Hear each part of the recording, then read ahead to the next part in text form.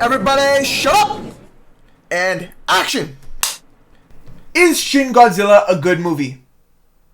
It was pretty nice, okay? So, Shin Godzilla is another storyline in the Godzilla franchise, except this one's from the Japanese franchise, not to be confused with the American versions, where America tends to make Godzilla this anti-hero type thing, where it's like, oh my god, it's a monster, but it's here to protect us. It's a superhero. No, it's an anti-hero. This type of like thing, but that's like the American movies. In Japanese movies, Godzilla is more of a metaphor for the nuclear warfare that has happened in the past, with Japan being the only country that has ever been nuked. And it's a story where Godzilla emerges as a creation from the remnants of nuclear radiation. I mean, not every movie goes into depth about that aspect, but in every movie, it just showcases and has that metaphorical essence behind it about what Godzilla is and what it's a metaphor for in relation to the nuclear blast. That is just something you have to discuss every time you talk about Godzilla. But yeah, in this movie, Godzilla is a sea beast that has kind of just risen from the bottom of the ocean and is now attacking Japan.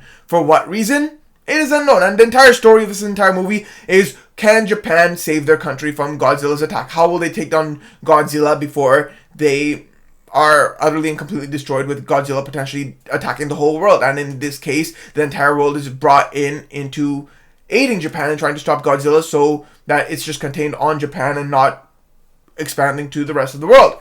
So it feels like that entire synopsis just feels like it's the same story for every Godzilla movie, whether you're talking about Godzilla -1 or like any other Japanese Godzilla movie, because in all these movies, the essence of the story always has a tendency to, or like at least the surface level essence of the story tends to be, oh, Godzilla's attacking Japan, and now it's up to Japan to save them. But every movie has their own differences in the storytelling and the way the story is portrayed, and that's why each movie is entertaining in their own right. Otherwise, it would just get repetitive and boring, of course. And in this movie, it is one that unexpectedly explores a lot of the political aspects of Japan, and it's like more extremely, I'm not fully educated on political terms and stuff, so don't mind me there. I'm not a very political person, but like, you know, I'm not into politics, but like, I'm not into political movies, honestly, but like, sometimes they are portrayed really well and I can enjoy them. I just don't like it when they're preachy. But like, you know, here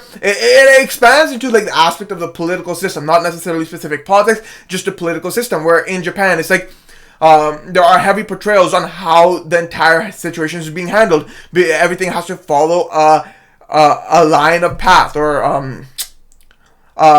an order of hierarchy, if you will. It's like, for the military to handle, to be given a command to fire a missile or a bullet at Godzilla, it has to go, okay, we ask our commander to this commander, who asks someone at the presidential office, who asks another person, who will finally ask the president, and then they're all in the same room too, like, besides the phone call. It's like, I talk to one person, then the other person talks to someone over the phone, phone talks to someone sitting beside him, and the person sitting beside him talks to the president. So it's like, you're gonna just directly ask the president, but like, that is like also a part of the slightly comedic manner of portraying how stupid in a crisis, an emergency crisis, everything has to follow this sort of hierarchy, for sure, for any decision to be made, especially in a crisis situation where decisions have to be made fast and quick, and it feels like a satirical portrayal of the democratic system that they have there, or I'm not sure if that's the real life democratic system, or at least the democratic system in this movie,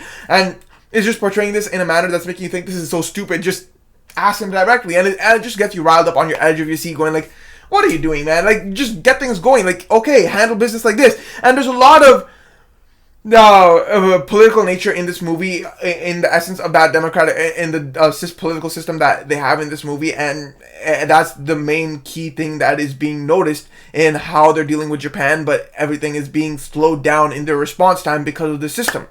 Beyond that, Godzilla, it's not like complete CGI. It feels like it's a low budget type of movie. This is a re-release, by the way, of the movie. This movie came out back in like 2015 or something. And Godzilla here, it looks like it is not the best CGI. And honestly, like, I want to say it's not a good CGI. It feels like it's one of those things where it's like a mini model that they're just animating. That's how I felt. I don't think it was CGI. But regardless, it does not look the best.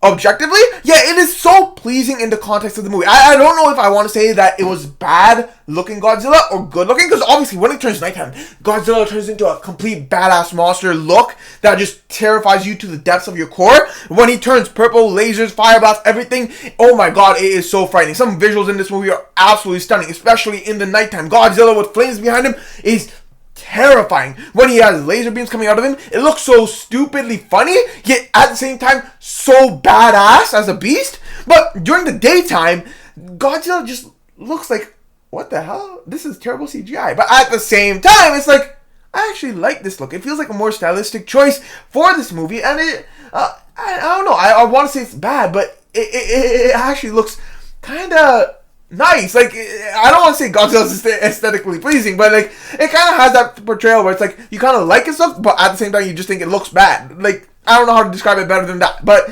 regardless, that is essentially the essence of this movie. I mean, of course, like, the movie, like, for me, at least from my experience, it's like, you can tell that this movie is sense in the first act especially is trying to build up a thriller. I love how it just jumps right into the story. It doesn't like go looping around trying to build up.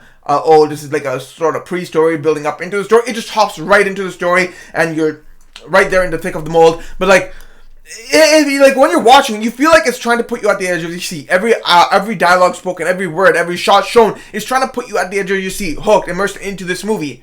I was watching with my friends, and they were definitely immersed into this movie. Me, I could feel like it was trying to immerse me into the movie, but I just didn't get immersed. Sometimes that happens. Like, movies, I judge movies on base how they make me feel. I can see this movie's trying to make me feel, I just didn't feel it. It's unfortunate, but you know, maybe I was tired, maybe something else, maybe it just wasn't meant for me. But like, regardless, it didn't make me feel, but I could sense the emotions it was trying to pull out of me, and it was a nice viewing. But then as it expands into the Act 2, it kind of just starts getting a little tedious, in my opinion, where it just starts, like, I mean, it's continuing the story. It's nothing bad by any sense, but, like, it just feels like, oh my god, I'm just getting a little bored out of my mind. I'm dozing in and out, but like, yeah, you know, see, your entire political system is just slowing down the entire response time. You don't know what to do. Of course you don't know what to do. This situation is unheard of. Who's going to have measures for a giant sea beast coming out of the ocean to attack your country? But at the same time, the way they're handling the thing is just kind of putting you to sleep. It's more of a spectrum of how to deal with the situation, and the third act is of course them dealing with the situation, and that just jolts you back awake because Godzilla is a freaking monster that terrifies you to the bottom of your soul. But like, at the end of the day, it was an entertaining movie. It has a really nice story that is trying to hook you into it, trying to put you at the edge of your seat, build a lot of tension within you, build a lot of stress within you on not only how will they deal with Godzilla, but like the entire political system and how they're going about everything. Like, oh my god, we have to have one meeting, we're in this room. Oh my god, we have to have another meeting, we have to go to the other room. Like, just send people out of the room who don't have to be in a meeting, pull them back into the room when you have to have the meeting. It is like, the entire focus in this Battle of Godzilla seems to be surrounding this entire political system and trying to criticize that, especially in an emergency scenario like a fight with Godzilla.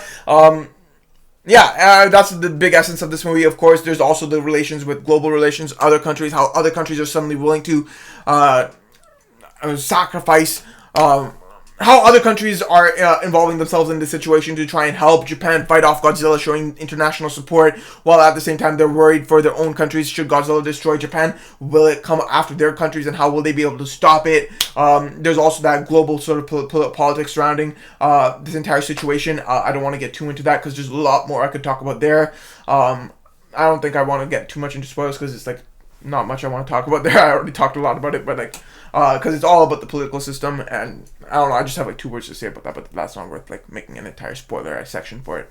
But you know, regardless, this movie seems to center itself heavily around the political sphere of Japan, with its internal relations and global relations and how it all involves itself there. There's also the talks with like US ambassadors type people, and the discussions on how to deal with the situation, and it just gets a little confusing between, oh, we're speaking in English, we're speaking in Japanese, and constant shift between the two. Sometimes the accents make it really difficult to understand the English when they speak with their Japanese accents, but At the times, it's really easy to understand.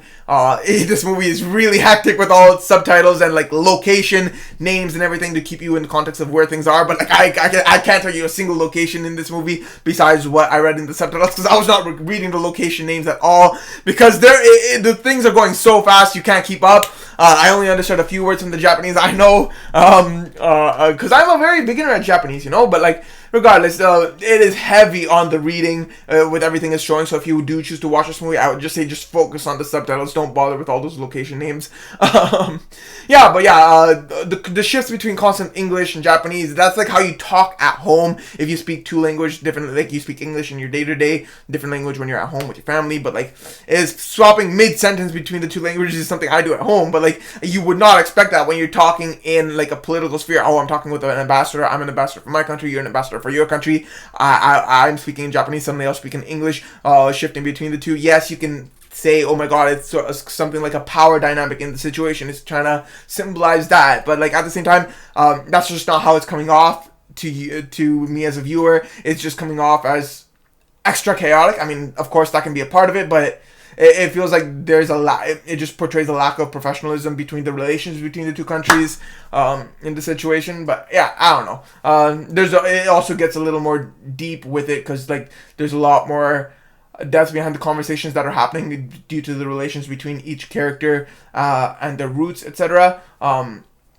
So there is something there. I haven't thought too much on that to make sense of it, but like it feels like there's something there from that perspective as well, because of course the American ambassador that is speaking with them is also Japanese, so she's conflicted on the situation as well, more deeply than just wanting to protect America and her desire to be president of America one day. But like, yeah, and that just felt a little chaotic. Obviously that could have been an essence of it, but like the entire situation didn't exactly seem chaotic, so I don't know, it just gave a weird vibe. And yeah, that is kind of all I really wanted to talk about Shin Godzilla. It was a movie I decently enjoyed watching. My friends clearly loved it a lot more than I did. I thought Godzilla was just a badass, but at the end of the day, it was a decent watch. I enjoyed it. I give it a solid 75%. And it's a good movie. If you're a big fan of the Godzilla franchises, I would suggest you watch this. If you haven't seen Japan's version of Godzilla and only America's versions, you're in for a surprise with this movie, because it's completely different compared to what you see in America, or Hollywood rather.